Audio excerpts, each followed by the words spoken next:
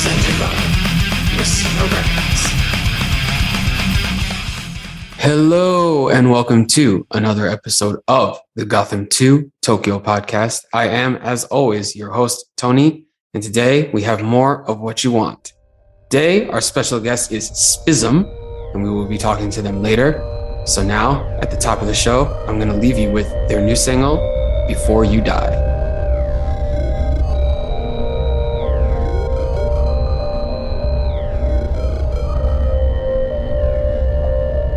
Your light does shine above all things it blights. You've reached that point in life when nothing's in your sights. Time for making right starts seeming slight. You only want to feel you did things right.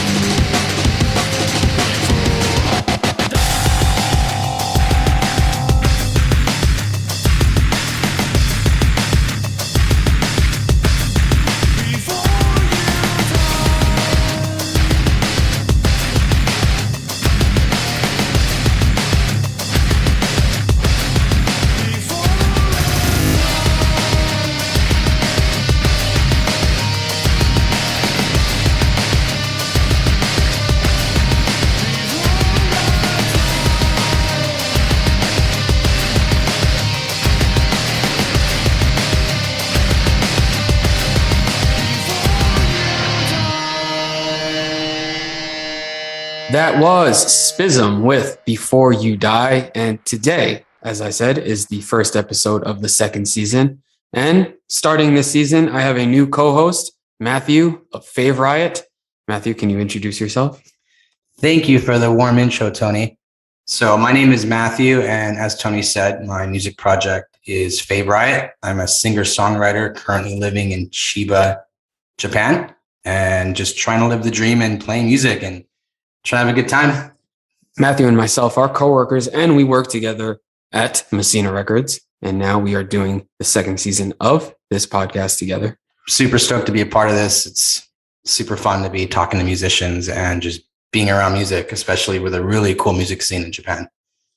So today, as I said, we have an interview with SPIZM, who are a Chicago/Tokyo-based synthcore band. And we're going to get to that in a little bit. But now, here is Ginger May with Cocoon.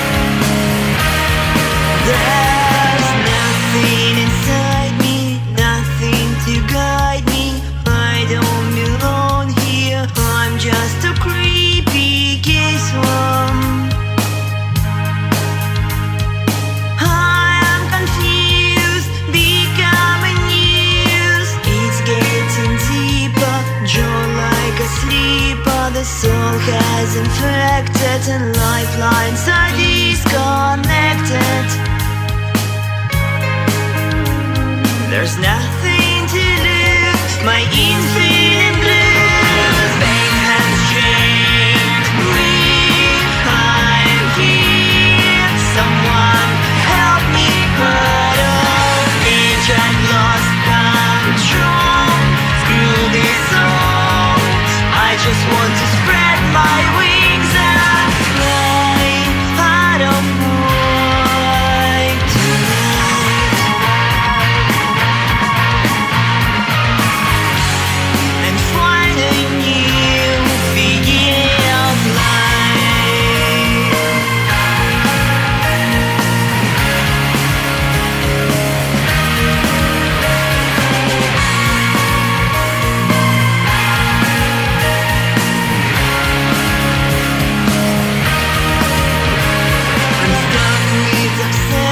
I need self-confession with secret possession. I fell into swamp of madness. My world is divided, I'm losing my mind. Pain has changed me, I'm here. Someone help me cut off cage, I've lost control. I just want to spread my wings and fly. I don't fight tonight and find a new beginning of life.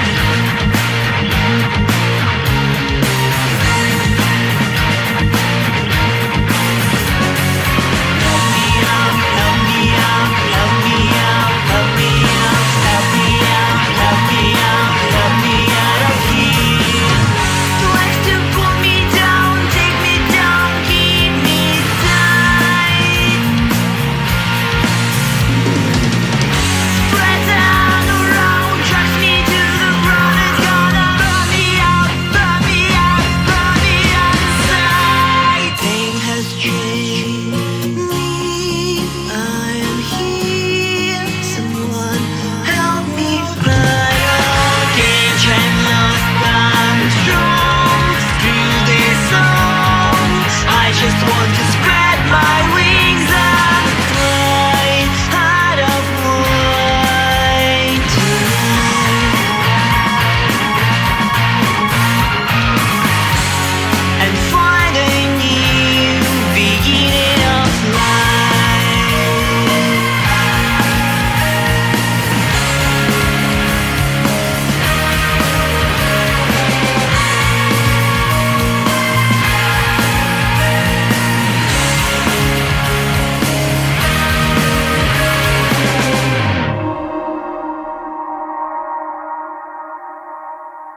Now, as promised, our interview with SPIZM. They're really fun guys. Hope you enjoy. The Gotham to Tokyo podcast. Cool. Okay, so Come Yeah, by. yeah. We're also Sorry, it's coffee time for you. Sorry, man. Hey, it might be spiked, you know. some Baileys. I've got a coffee beer in the fridge. Silver bullets. Nice. Nice. All right, so thank you guys so much for joining us today. Really, thank you. You are the first guest on the second season of the show, which is pretty funny. The last episode was almost exactly 1 year ago today. Like, Oh wow. yeah, a lot happened in that year. I used to do this by myself. Now I got Matthew. He's my co-host. He's working with me. So, how have you guys been doing? How's life? Busy. Busy. Very busy. Doing? What have you been doing? I'll start. Yeah, I mean, I've been through the pandemic to present. I have a full-time job. I sell coffee in Chicago at an artisanal roaster. Through the pandemic, just been as release. I have a practice space in the city. I live right outside the city, and it's been it's like been a dumpster year of dumpster fire year. Oh yeah. And I have family at home with me, so little guys, and just need to get out and play. Yeah. So we started a project 2 years ago. It's One Song Before You Die. We were going to put it out anyway, and things just exploded on us. Right. We've been really, I think the pandemic has been a catalyst for a lot of creativity. So Oh, that's fantastic. busy making music. Yeah. Pablo, how Yeah, about pretty you? much What the have- same here. yeah. Well, just had a baby. Wow. Congratulations. She's what? Thank you. Well, she's now what, 19 months. Hmm. So been busy with that, and this whole project. Basically, I've been trying to mix this whole thing. So a lot of late nights, huge learning curve. As David mentioned, we've been doing this remotely. He has a rehearsal space out there. I'm basically just have a computer here at home. And that's how we've been doing this thing. For how long have you been doing this, Dave? Yeah, I mean, like a year and a half. We've been working on this. Yeah, about that, right? I think it's like noteworthy that we like to joke that like I've been recording and making music, and he's been mixing. So we actually haven't been playing our instruments as much. Right. I'm like, I just want to play the drums. I just get want to play the that. bass. He's working towards mixing his bass into these songs. Yeah, I haven't actually played bass probably in a year, I feel like. Well, ever since like everything locked down. Probably longer than that. I haven't been out. I haven't gone on any sessions or even actually played bass on this album as of yet. I mean, like a couple little test runs here and there. But yeah, so Think the you album still know how to rock that thing, man? I don't know. I think so. The latex, right?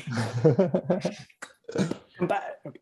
So can you guys tell me a little bit about how like you got together, how you started this whole project together?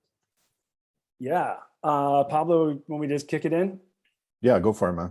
So when I moved to Chicago in 2002, I came to play. I graduated from college and I was ready to jump in the pond. I actually was thinking New York or Chicago. So I ended up moving to Chicago, and I had a jam session. I responded to an ad, and I met Pablo at this jam session. And it's like, there's like this whole backstory with this night, but like it was literally like I literally was like playing all this jazz. I'm just getting really bored, and I was like, what the fuck, And Pablo was just hanging out like with his hoodie on in the corner, all shady, like with his upright bass and a bottle of Bacardi or something like that.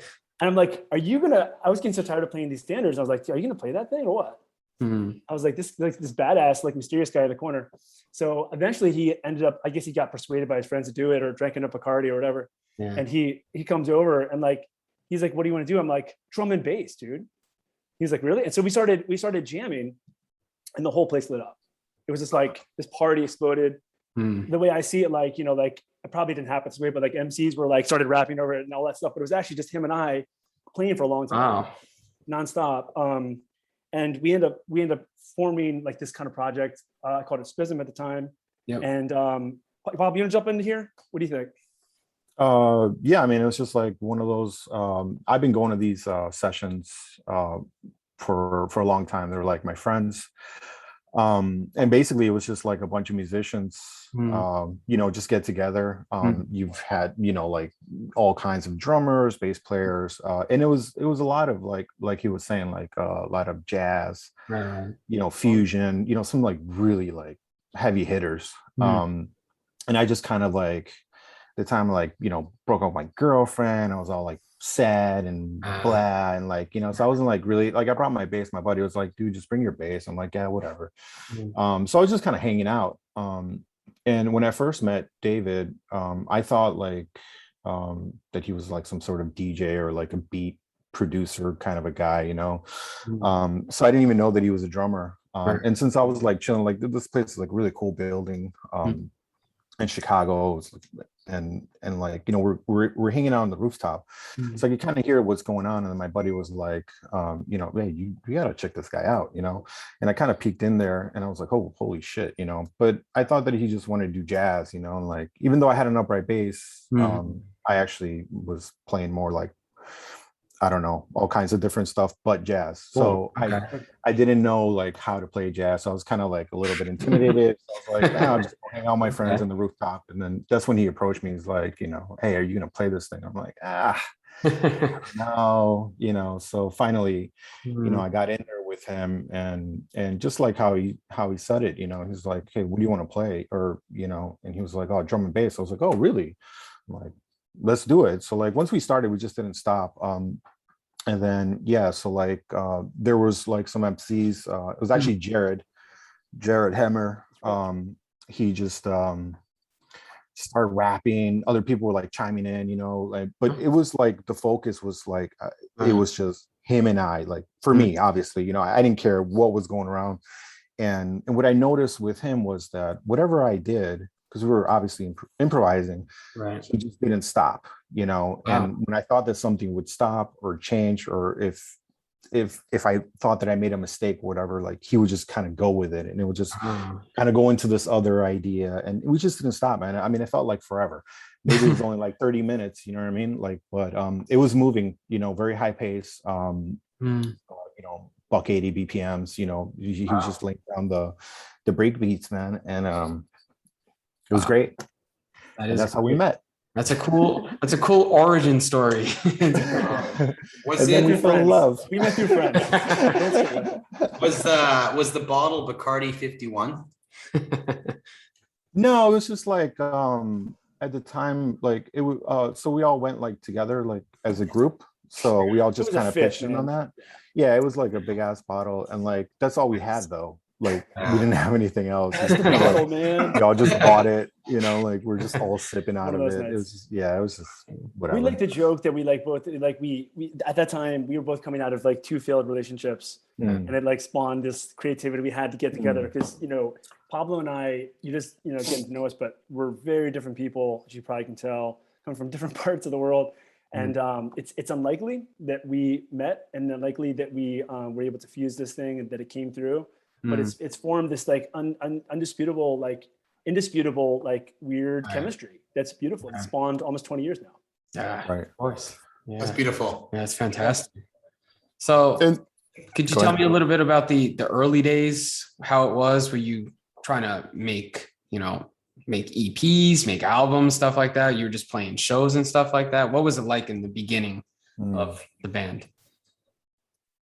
All of the above. Yeah, we would spend, it's kind of funny, like, so the intro, that little story kind of sets it perfectly, because a lot of times we would get together when we really kicked it in to full gear. We would get together at we'd meet at like 11 or 12 and play till like 3 or 4 in the morning. And that kind of like, and just sheer improvisation. And that ended up kind of spawning how we our battlegrounds when we played live shows. For instance, one of our first areas we go to, Southern Illinois, a college called SIU.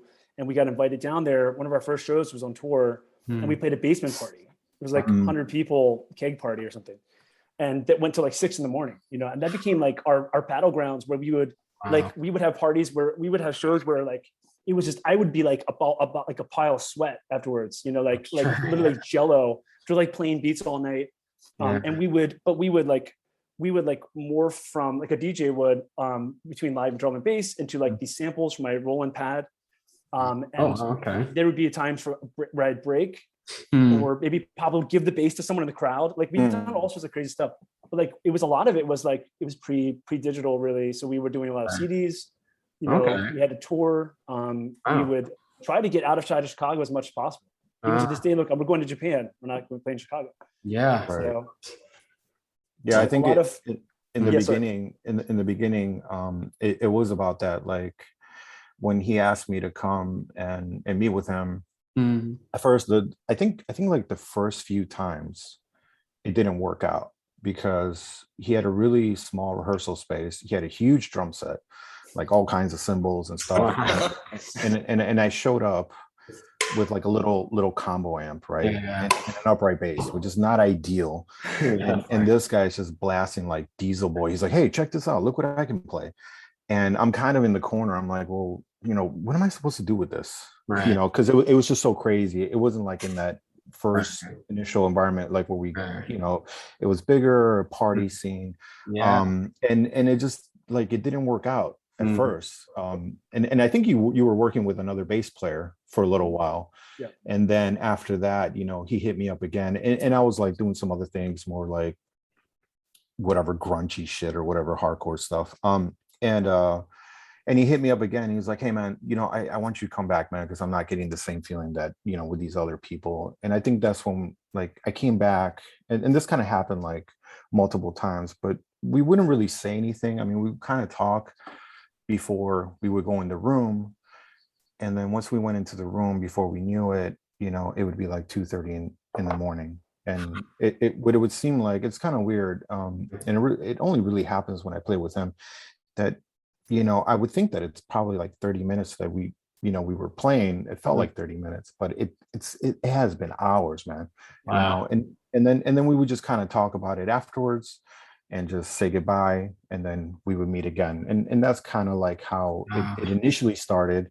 Right. And then David, you could kind of take it from there when you actually decided like, hey man, I want to make a band out of this. Like I really want to do something with this.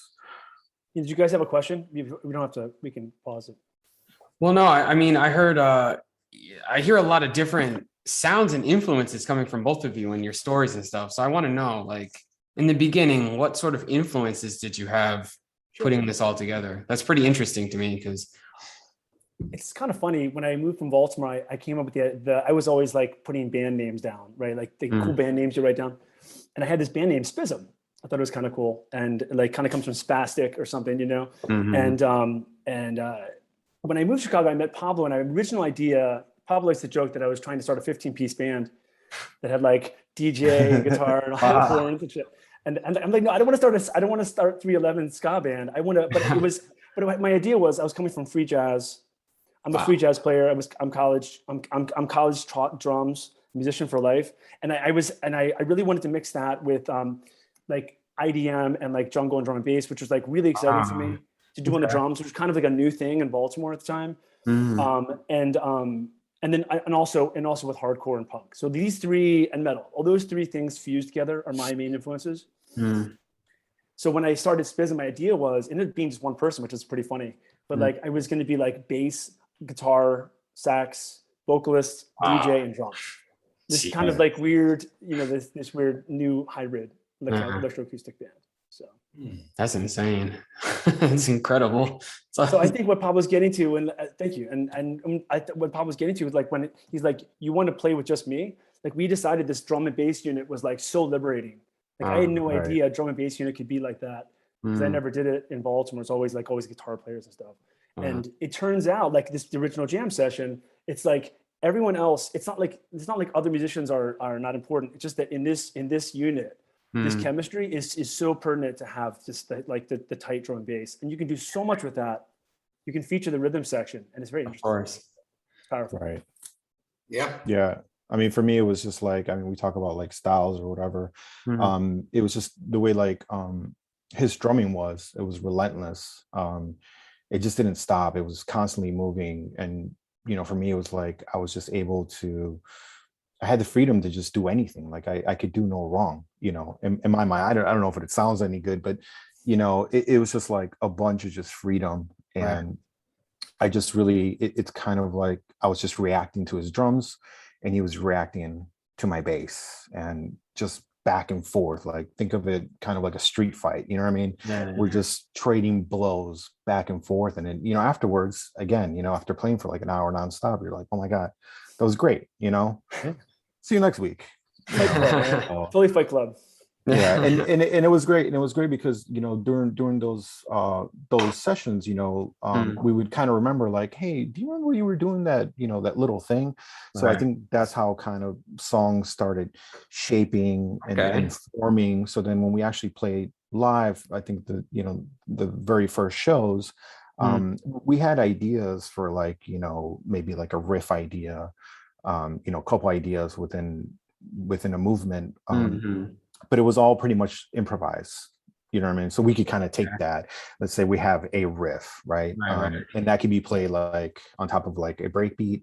It could right. be like hardcore. It could be Uh, punk. It could like drop down to reggae. You name it, or free jazz. It could just go anywhere. And that's pretty much like what we would build upon in the beginning because we didn't have all this technology. It was just literally like very just dry, drums and just a bass amp. And I think I had a pedal or something, you know what I mean? But other than that, it was just like, it was just that. Yeah.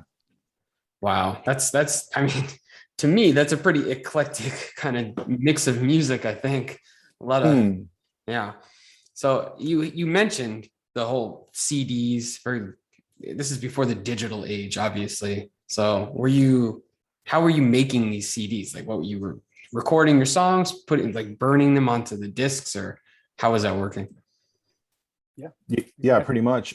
We Oh. went, I knew of a guy because I was working with, in another band, and I knew of a recording studio, Mm. and basically like we couldn't afford anything, so we did, I think, our first recording. It was all just in one shot. Like I think we did it Wow. like in like an hour or two. Like it was just Wow. like boom, there it is. We haven't had great Which is perfect successes. for SPIZM. Yeah. Yeah. Just bang it Right. out, kind of like just do it live. Yeah, Right. the guy didn't even like mix it. I didn't even know how to use a computer. I still Right. don't, when it comes to mixing and stuff, but just Right. did what we could. And we actually, yeah, so like Right. we copied the CDs by hand. We didn't have like the dual whatever Mm. CD recorders, and we put the sticker, we printed everything out. Like that's how we did it. Yeah. And we made shirts. That's Yeah. not That's pretty cool. Yeah, I kind of miss those days a little bit It was sometimes. great. I do. I remember when I was 16, I started I just decided one day I was going to make a CD. So I just started this, I forget what it was called, like a black metal band, like Mm. Panzer Cult or some stupid name like that. And I went on Google and I found like a picture, put it into like a CD like box, and I just Right. recorded it by myself. I was like, "Oh, look, I have a CD," and people are like, "What is this garbage? What are you doing?" So, And it's funny, like it's what you're saying, like it's super interesting because like before digital, obviously, like you had to get the music to people yeah, unless you had some kind of like radio break, which is like yeah, ridiculous.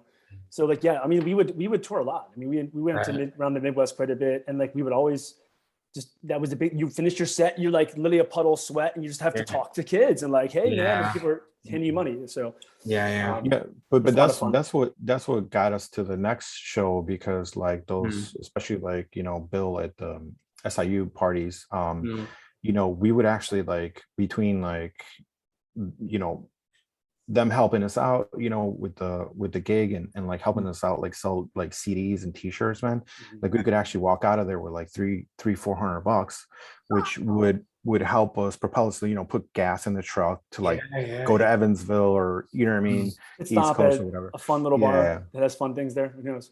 yeah. I So was I was it was telling great. Tony great cheap merch idea that I was told by a producer friend of mine. Flyers. No, actually not flyers, posters. So many posters. Oh, Posters Yeah, are yeah. great. They're really cheap to make and people love to leave with something, right? Yeah, of course, yeah.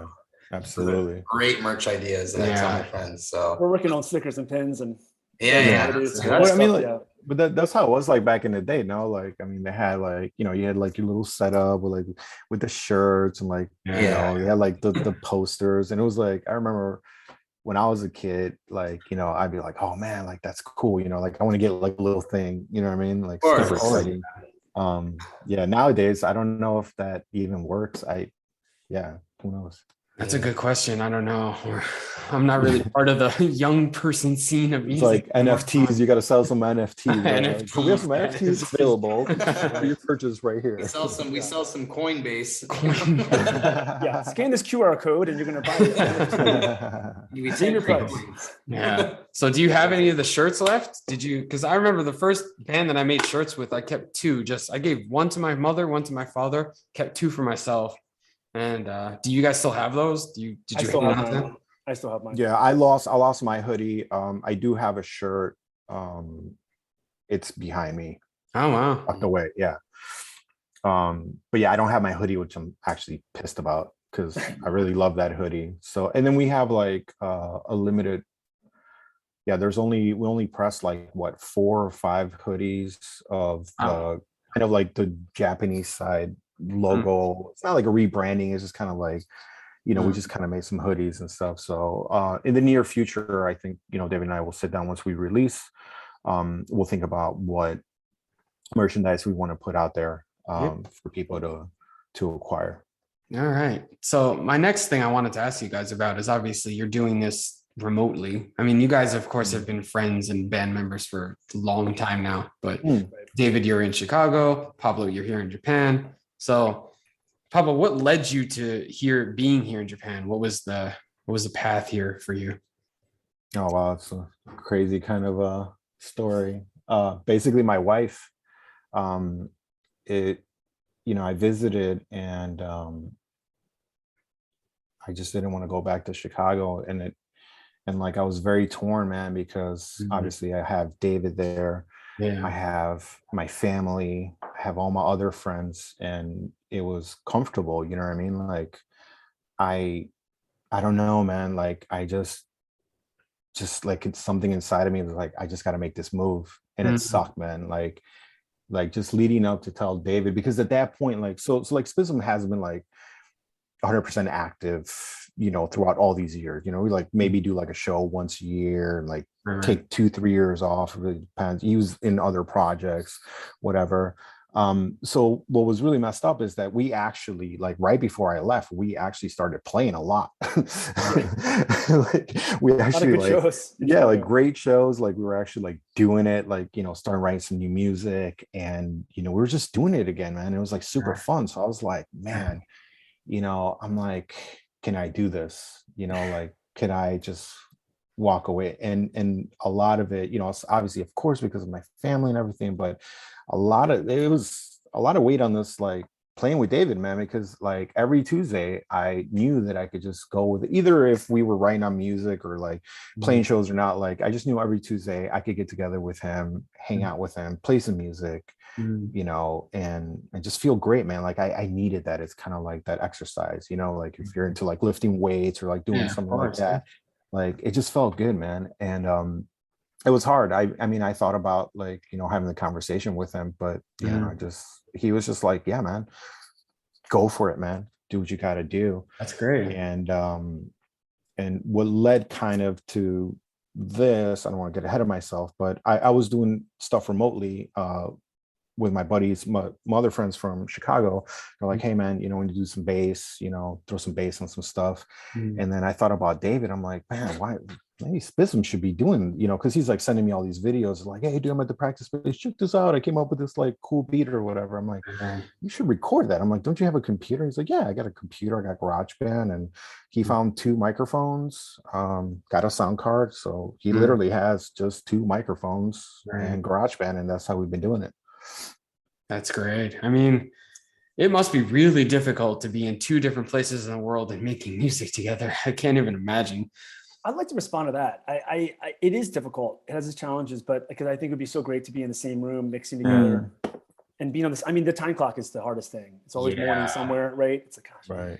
And like, I was going to say, I would like to just back up just for a second, because I think it's really noteworthy that this relationship that Pablo is entered in with and his wife Chi, they also met through SPIZM at SIU. Oh yeah, that's true. Wow. That's it. Like it spans like, I don't know, what is it, like 17 years ago. something crazy like that. But she was there. She went to these parties. She saw us play.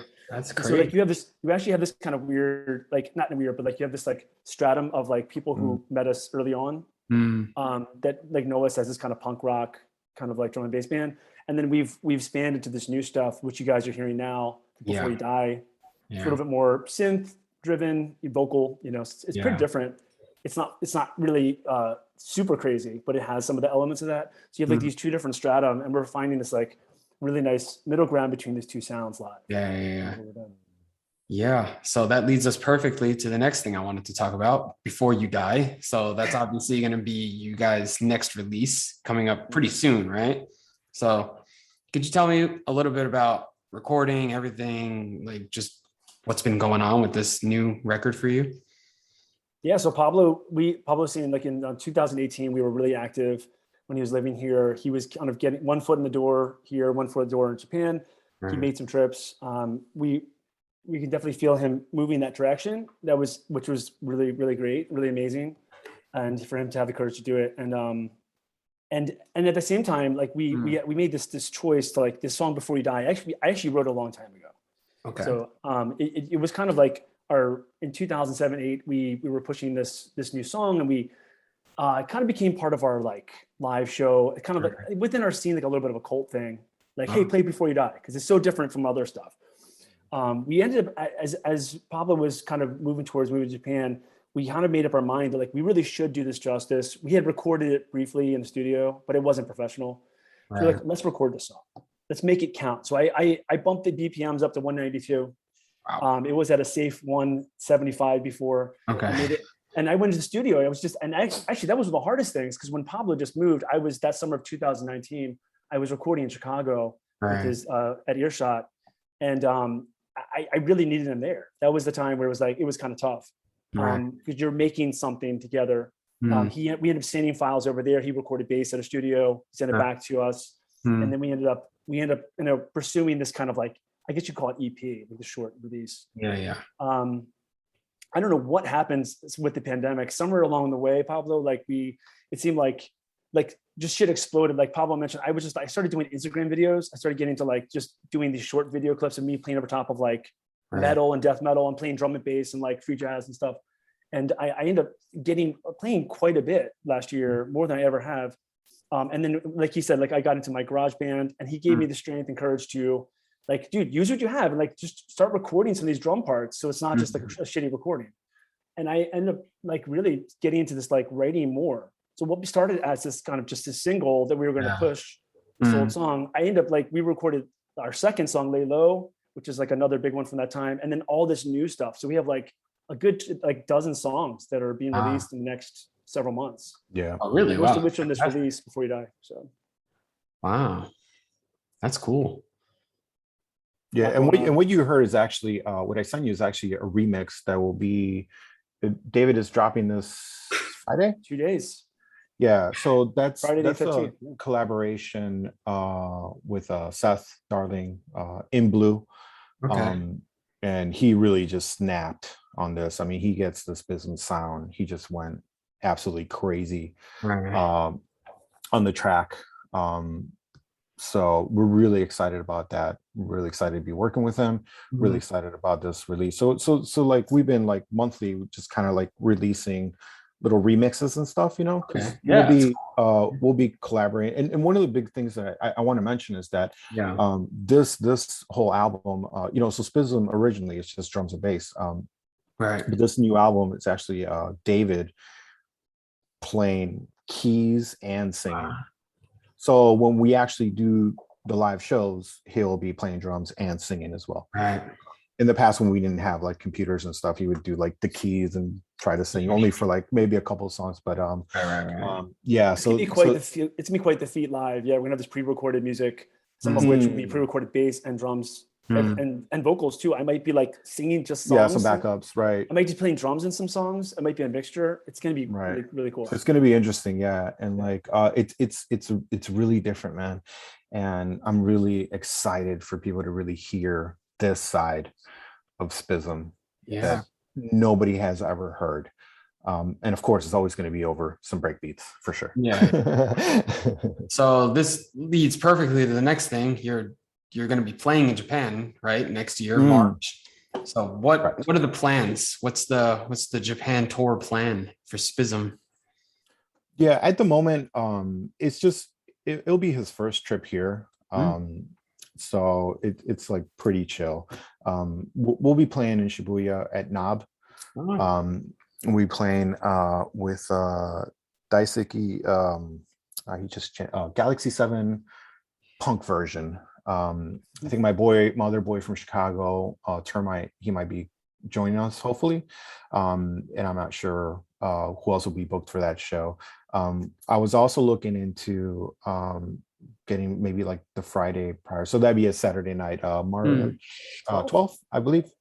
March 11th, we wanted to do another show as well. I was looking at the Ruby Room, doing that with Unclosed, one of great band here in Japan. I love what they do. It's kind of like cyberpunk metal stuff, really cool stuff. Probably Galaxy 7 will join us as well. I just haven't been able to get the venue yet. It's a little probably too early, language barrier. But yeah, we'll definitely try to do like 2 gigs. We'll also try to be, I think like maybe that Tuesday of that week, we will do the open mic for Ruby Room. So it's kind of be like a little teaser, we'll like do like 2 tracks. That would probably be, I would encourage people to come out to that because it's super fun for the open mics and seeing a lot of great talent. But we're probably going to do that more of a like old school SPIZM, very raw. We're not going to set up computers and tracks and shit. It's just going to be like just in your face, 2 tracks. And I'm really excited for that. And it's crazy because he's going to fly in on a Saturday, so we'll actually have to play for the first time in over I don't know how many years. 2 years. Learn this music, present it less than a hopefully day. Tuesday, and then Work at all the technical difficulties of play great electronic music, and then play 2 shows the week, and then he'll fly back to Chicago, and we'll kind of look back and be like, was that fun? Do we need to do this I'm again? sure it will be. Yeah. I understand. I'm arriving before the spring blossoms. Is that correct? I'm sure. Yeah. Yeah, you are. Yeah, you are. Yeah. That's April. Okay. Yeah, don't come now. There's actually a Killer Hornets. Oh, God. Yeah. It's funny about those. It's funny about those because like I saw that in the news, and then when I'm at the park with my daughter, I see them all the time. They're just flying right next to you. Sorry, Pablo, where are you living right now? I'm in Meguro. Okay, yeah, I'm a newcomer to Japan, but we're in Chiba. Yeah. I actually, my parents are scared. They're from the U.S. They're always asking about the Killer Hornets, and I said, no, Mom, Dad, they're in the forests. We're not in the forest. No, they're around. Yeah. I saw a dead one on the ground. Yeah, they're huge. They're like this big. They're It's here. true. I know. They're scary. There's a lot of things that could kill you in Japan, man. Don't worry about it. I'm very used to bugs now. Living here. I was gonna say, I throw in here, we're real excited. In this release, this is there's a little bit of a teaser. We actually, I've produced our first few ballads, and I mean, ballad. They're 120 BPM. Okay, so like kind of slow for us, but they tend to double time to 240. But these are really super special, and we are making. We have 2 singles, Before You Die, which has a bunch of remixes, and then also Twin Speaks. Again, this is a ballad. We are actually in the process of working with Chicago videographer, producer, director named Edwin, we're gonna be shooting a Japan Chicago video set for these like music. Actually, our first music videos, like real deal. It's cool. Awesome. And that's also going to be directed remotely as well, too, in the same vein that how we're producing this whole album as well. It's apropos, yeah. So it's very interesting. We'll see. That's going to be dropping pretty much close to the album, January 7th. So. Okay, so the album comes out January 7th, right? Yeah, correct. And what do you have a name for it yet, or is it Before You Die? Okay, all right. Single and album. Yep. Yeah, very cool. So we'll be depending on we may release another. What do you think, David? Like another teaser another single like we did. Yeah, with we this- might. Yeah. We might do. So like I'm working very hard. Like I said, we're also doing some other collaborations, hoping my buddy Bradley Angle Paradox from Chicago, he may do some rapping. You know, so these will also be included. So if you buy the album, you also get all these remixes included in that. And then actually he's got another EP ready to go right after that. So yeah, you can go to our Bandcamp. Yeah, it's true. Like I said, I've been working hard. You can go to our Bandcamp space. It's SPIZM. We have a pre-release going that's actually going very well. I mean, we're trying to do something a little different here. People are buying the album. It's not even out yet, so it's a good sign. You know, it's a modern way of doing things. You got to give the consumer everything because people expect a lot, you know. We're giving them, we're not giving them songs yet, right? But we're giving them remixes of the track that will be the single. And it's the funny things I'm getting people saying to me on Instagram, like, well, what does the real song sound like? You know, like how we want to hear that song. And like, so it's working, right? It's making people want to hear what it's gonna, it better be good, right? Yeah, and we really you know, kind of put it in a high gear right now because I mean, you know, social media, I mean, we didn't really do too much. We didn't have like a huge presence. Obviously David has always been like posting videos of him drumming, which is amazing. Check those out. I mean, he's fantastic. So now like we're really trying to like reach out to people and just kind of, you know, get our fan base, you know, see like where we fit in this whole world of musicians and stuff. So like we have everything set up, all the social medias, we're out there. So we're excited, and especially like to be able to like, you know, actually have some visuals to this stuff, you know, because I think like, you know, I can't wait to actually like people need to see, like SPIZM is a band that you actually need to see live. You know, I'm not like downplaying the music, especially this new album is great, but like you just have to see, you know, his drumming, his hands, his speed, you know, me going crazy on bass, man. It's fun, man. It's a lot of fun, man. We always have a good time. Yeah, I'm also a drummer, but David, I saw your Instagram videos and like it's insane how fast you can play. It's not sped up, man. I know. It's like I sometimes I speed up music that's really fast to get to this kind of place I like to, you know, this comfort zone. Wow. And or for me to push it, so I'll take like a Square Pusher song, which would be like 190 BPM. You can on YouTube, you can amplify. I don't know if you guys have tried this. You can change the settings. Oh yeah, slow or fast. I love that. It's like a DJ pulling the record back, you know. And it's so much fun. So you can make it really fast. Of course, it makes it sound higher pitch, but it is so much fun to just like fuck with music. And like I can put out music that was already fast or weird, and it's completely different. And I play drums over top of it. That's really cool. I mean, it's funny you mentioned that. Because actually we're working like as kind of like teachers here right now, and we play a lot of songs with the kids a lot. And I don't know, I mean, you guys both have little kids. I'm sure you know Baby Shark, that like really annoying grating song. They love it. So I don't know when I decided to start doing this, but I speeded up all the way, like 2 times speed, and then back down to 0.25, and they're like, what's going on? It's a cool feature. I love listening to a lot of like podcasts and audiobooks on Spotify. You speed it up and you get to listen to it quicker. It's a great feature. It's cool. Well, I'm excited. We're both excited to definitely hear the remixes and the new album.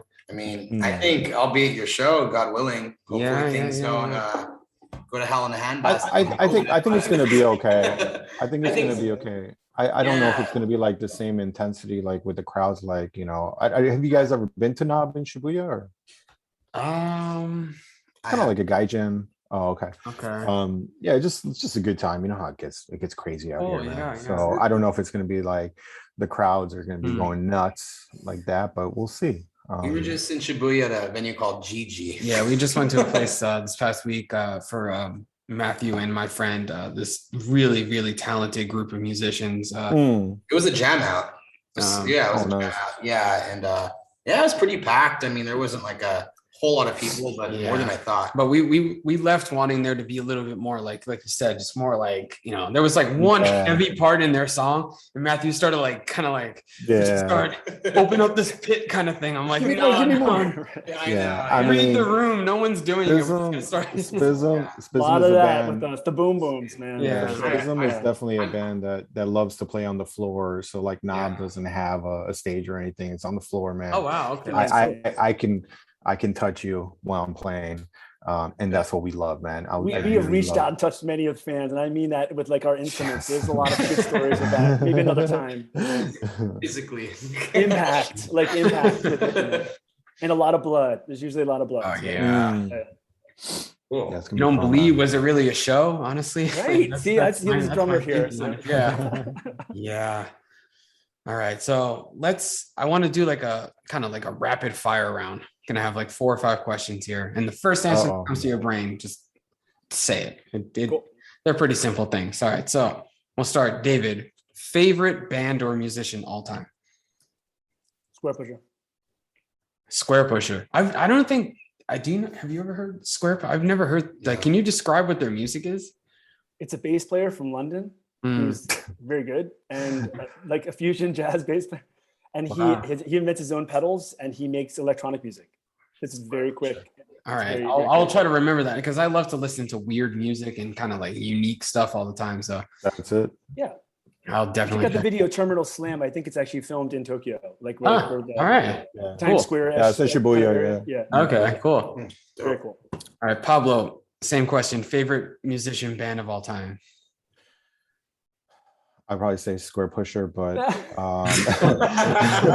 play Square Pusher a lot. Sensing a trend here. I'm gonna change it up. I would say we could do it. I think Jane's Addiction. I have a okay. That's legit. Yep. Soft, warm spot for that. I can't tell you how many shows we played, like the warm up. Do do do do do do do do. Oh yeah. Mountain song. That's a great song. Yeah. That or Fugazi, right? That or Fugazi. Yep. Oh, I love Fugazi. Okay. Fugazi Nice. We played with that drummer, remember? Yeah. The drummer from Fugazi. Shark Quest. What was it? Really? Wow, that's incredible. In Baltimore. Yeah. Oh, they are from the DC area, right? Kind of. Yeah. It's like another band of his, and we toured to Baltimore. Right. God, long time ago, but yeah, it was a good. Yeah, it was so embarrassing because I was warming up with like Waiting Room, and then like Dave's nickname is Spiz. So Spiz is like behind. He's like, "Hey, dude, stop playing." I'm like, "Why, man?" I'm like, I love playing this little riff. He's like, "No, dude, that's the drummer from Fugazi, dude." Oh shit! They recorded that song. Oh my god! It was so embarrassing. So embarrassing. I felt so stupid. I totally felt so stupid.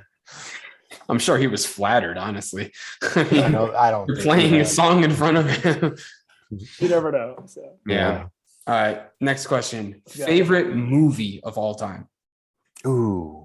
You want to start or should I? You go first. Oh man. I mean, I've got 2. One is Dead Man. That's with Johnny Depp. That's a black and white movie. And I love Fight Club. Those 2 movies. Fight Club. That's something about that. Yeah, it just got me. Yeah. Oh God, man. Come on, give them an anime or something cool like that. Come on. No, there's so many. I have to like think about.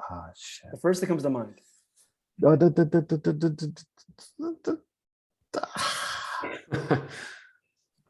just kind of kill me with that one. I know. It's hard. Tough question. Oh man, there's just too many. I can't like. I just watched Fight Club. So okay. There you go. Like literally, like I watched it last night.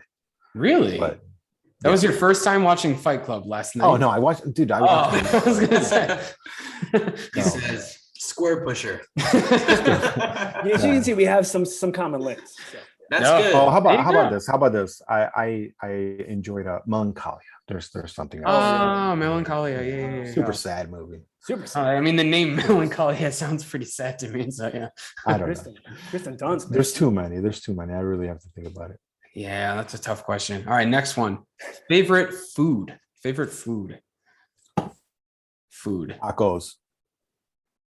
Tacos. Nice. It's a solid one right there. Honestly, it's either sushi or lasagna. Ah, that's pretty interesting. Those are two very different things. Yes, but I think I that we're gonna have some amazing sushi in Japan. I imagine. So, Yeah. that's Yeah, part you of the will. menu for sure. Be prepared though. If you get that like real high end sushi, you're gonna be paying a lot of money. It's Yeah. crazy how expensive it is. Yeah. Yeah. I He know where knows. to take them. His will girlfriend's go always there. begging him. His girlfriend's always saying to him, "Oh, Matthew, bring me to the expensive sushi." No, but still though, it's cheaper. Like in Los Angeles, you'll get some sushi, and in Japan, it's cheaper and fresher. It is honestly Yeah. You get higher quality for way. I mean, Pablo. It's so much cheaper. It's a man. rip. Really? It's a rip off in LA. It's stupid. Yeah, dude. Oh, sure. It's so much cheaper, dude. Super hypey. You could go to the fast food chain and like get some like chutoro that they will charge you like $25 for two pieces in Chicago for like $2. Like in the US, the conveyor belt is like a luxury. In Japan, it's just not. Yeah. It is really fun to do that. I did that like not long ago. It was really cool. Yeah, Yeah. David, you'll have a lot of fun when you visit. Oh, yeah, for sure. Yeah. I'm kind of spoiled. My wife is from Toyama, Asahi. Yeah, sashimi out there is just Fishing ridiculous. village, right? What's that? Fishing village. It's not a village. Like, what do you mean? Maybe, I don't know. I might offend anyone. No. No. I'm just busting your balls. No, but it is small little town. And the fish, I mean, it's just outrageous. Like sometimes I just feel like I'm like just like a sashimi snob. I'm just kind of like, it's not acceptable. He used to be a tequila snob. He's tequila snob. Now he's a sushi No, snob. I haven't drank. Yeah, I haven't drank tequila in like years. Yeah. Next question. All right, this one is probably going to be a little difficult. Biggest pet peeve. I don't like watching people eat. I get that. Yeah. I just don't like it. I don't like the sounds. I don't like people watching me eat either. Oh, okay. Like I don't mind. I don't mind having like dinners with family and stuff. Sure. But if I'm eating and somebody's just watching me and they're not eating with me, Yeah. kind of weird. There you go. Mine's kind of lame. I just want people to use turn signals, man. That's all. Yeah, that's very true. Use the I turn drive signal. a lot. Come on, just like tell me where you're going. Dude, you have to drive here in Japan. Which side of the street do they drive on? It's the opposite side. Yeah, that's Opposite what I'm side. saying. Fuck that, dude. People are so nice, man. They're so nice to let you in and stuff. I say Yeah. 99% of the time, yeah. It's like so courteous. All right, last one. This is going to be pretty difficult because I know you guys have probably been to a lot of shows, but you're to this day the best show that you have ever been to. Which band? That's Oh, not our us show. playing? Oh, Well, not our show? Yeah, like excluding yourself, because obviously all musicians want to say my band, but other Sure. people. So many, gosh. Oh, fuck. Yeah, I know. Nice, man. Dude, my uncle, God rest his soul, he owned a venue in Chicago, so I've seen so many bands. It's tough, I know. Like the That's Aragon, one of the shows there. Or Yeah. something. Yeah, I mean, I've seen so many. Jesus Christ. One time I was at the Aragon when Pablo was working bar, and like this band called Brujeria. Oh, Brujeria. you're gonna love this. Oh my god! My Brujeria. stepdad's brother's wife is the brother. No, is the sister of the lead singer, John. I've had dinner with him. John Brujo. Oh. Yeah, I know him. And, No existence. at our Thanksgiving dinner, he always requested beans. Normal, mysterious. Well, that's crazy, man.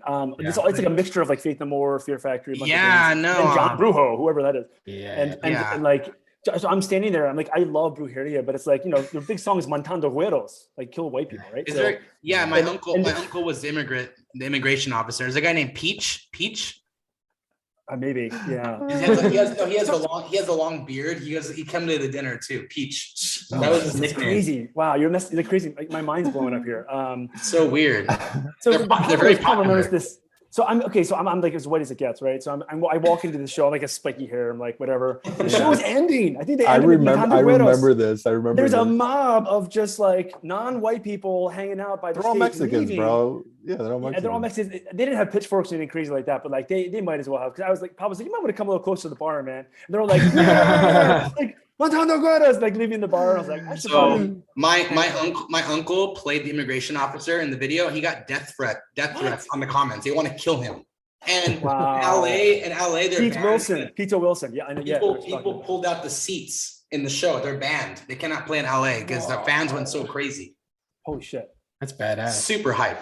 That wasn't my favorite show, but it was one of my more memorable ones that I will never forget. so Out of fear. crazy. Actually, out of, But John Brujo, normal guy, man, just eats beans, hangs out, very mellow guy. I've eaten dinner with him like 10 times. So awesome. Most of these like famous people are though, they're just normal people, man. I asked him like, oh my God, like tell me about recording. He's like, I don't know anything. Like we just go to the studio and just chill guy. Like I'm like, you're a signed band. Like you go on tour. He's like, yeah, man, it's whatever. Like It's whatever. Yeah. I'm like what? That is Amazing Pop. What was your favorite show? For me, I would say, I mean, there's so many like amazing shows, but yeah. I would say like the most recent one, I would say like Ronnie Size. The wife hooked up some Ronnie Size tickets. Hey, dude, I had like a fever, man, like probably like 100. I almost didn't win, and then I'm there and Ronnie Size is like pouring vodka down my throat. I mean, it was just such an amazing show. Like he literally like walked away from the decks and was hanging out with all of us like in the crowd. It was so beautiful. I think that was just so epic here in Japan. And I'll just slide in here like for SPIZM, definitely Baltimore, playing Baltimore. Best show. Yeah. Best show ever. Loudest show as well. That was so loud. Best show by far. Yeah. And I'll leave it at that. Nice. All right, so we're coming up on talking for almost an hour here, so I'm gonna let you guys go. But first, can you tell everybody where they can find your music, your Instagram, your social media? Just plug all that. Sure. Yeah. Well, first, a good spot to go right now is facebook.com/SPIZM, SPIZM. We are at SPIZM ___ on that's our handle. As well, it's at SPIZM1 at Twitter. We're everywhere. I mean, we're on freaking Rumble, we're on freaking TikTok. I mean, you name it. Like I've just opened up the world of that. I've jumped into that world. What else? So we can Bandcamp is a good place to just hear the music, the new stuff. We have it. That's just where you can just like check it out as it's releasing before it really pops on Spotify and stuff. Yeah, because new things will be coming up for sure. Yeah. Yeah, this Friday you'll be able to hear it globally. Amazon Music, iTunes Music, Apple Music, right? And then Spotify, we have a channel there. We have like canvases for our videos on the app. I mean, we're like really trying to push it up to the next level. What else can we say? I think you've said pretty much all the social media. Yeah. I think for me, like what I just want to add is I just want to thank like everybody that has helped us like thus far, man. There's a lot of people like helping us, like doing stuff like pro bono, again, Roger, Seth in Blue, Brad Paradox, Jared. I mean, just, our families, like everybody that's like really helping us to just make this happen. We're really excited. And, it's scary, because we're putting this out there and it's, you kind of be a little bit more vulnerable. David wrote, since I'm here and he's there, he composed pretty much like 100% of the stuff. I'll just be doing most of the, mixing and producing end of it and, adding my bass, to what he has created. So yeah, man, I'm really, it's terrifying, but I'm like really excited to put this out, the best that we can, like this is just like we're doing it homegrown, man. Yeah. And it's a lot of work. I mean, it's good stuff. It's good stuff, honestly. I listened to the remix, I listened to the original, so I listened to pretty much all that you haven't heard. I don't think you've heard the original. Oh really? No. Yeah, Spotify. The one that's on Spotify, that's not the original, right? They're all remixes. Well, there's a version of Before You Died that we recorded back in 2007. So that's the original one. Yeah. Sorry, it's much slower. Right. But that's a good starting point. Yeah, absolutely. If people want to hear the old school stuff, Movements 1, Movements 2 on Spotify. Yeah, or also like keep an eye on. I would say like Instagram is probably the best place to kind of get sneak peeks of things, because we're posting like 15-second like videos, like Mhm. where I'm like mixing tracks or whatever, like new song ideas, because like we're still like up to like I think like maybe a week or two, we were still in the writing process of this album. So yeah, crazy. Well, we're real excited to listen to it and everything that's coming up. And I really want to thank you guys for. It was a lot of fun talking to you guys. Well, thank you so much, man. Thank you for having us. doing this. Yeah. No. The Absolutely. pleasure is all ours. Honestly, we're just happy to have fun musicians to talk to. Honestly, so yeah, definitely keep us in the loop of what's going on, and yeah, we will hopefully talk again at some point soon. Maybe even meet up in person in March when you guys are here. Oh, it's Sounds gonna great. happen, bro. It's gonna Yeah. happen. Sure. That's gonna be 100%. quite a good show. All right. So thank you guys so much for talking today. And yeah, David, I hope you have a good day. And Pablo, have a good night, okay? I need to sleep. All right. All right, guys. Bye-bye. Bye-bye. The Gotham to Tokyo podcast.